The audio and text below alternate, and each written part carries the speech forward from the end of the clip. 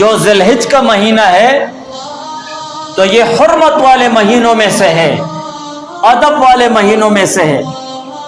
اور عزت اور احترام والے مہینوں میں سے ہے۔ اور قرآن میں بھی اللہ تعالیٰ نے فرمایا ان عدت الشہور عند اللہ 12 شہرا، کہ بے شک مہینوں کی گنتی اللہ تعالیٰ کے نزدیک 12 مہینے ہیں، فی کتاب اللہ، اللہ تعالیٰ کی کتاب میں، یوم خلق السماوات والارض،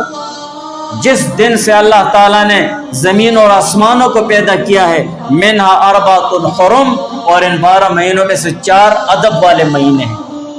ادب، احترام، عزت والے مہینے ہیں، کہ ان مہینوں کا ادب کیا جائے۔ ادب کیا ہے؟ ان میں گناہ نہ کرو، نافرمانی مت کرو۔ ذالک الدین القیم، یہ سیدھا دین ہے۔ اللہ تعالیٰ فرماتے ہیں اپنے جانوں پر ان مہینوں میں ظلم مت کرو، اللہ تعالیٰ کے نافرمانی کر کے، حضور علیہ السلام کے سنت طریقوں کو چھوڑ کر ان پاک مہینوں میں اپنے آپ پر ظلم مت کرو، بلکہ اللہ تعالیٰ کی عبادت کرو۔ ان مہینوں کا ادب یہ ہے کہ اللہ تعالیٰ کی عبادت کرو اور گناہ سے بچتے رہو، عبادت میں اور بھی آگے بڑھ جاؤ۔ تو یہ ذی الحج کا مہینہ یہ ادب اور احترام والے مہینوں میں سے ہے۔ حضرت ابو سعید خدری رضی اللہ تعالیٰ عنہ سے روایت ہے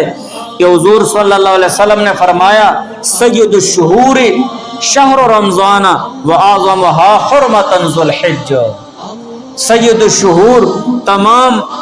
وہ مہینوں کا سردار وہ رمضان کا مہینہ ہے، واعظمها حرمتا ذو الحج،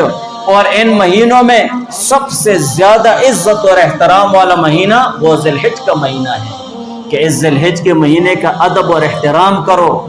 اس کی عزت کرو، اور اس کی عزت اور احترام یہی ہے کہ اس میں بے انتہا عبادت میں لگ جاؤ، روزے رکھو، اور اللہ تعالیٰ کی نافرمانی اور حضور علیہ السلام کی تعلیمات کو چھوڑنے سے خود کو بچاؤ۔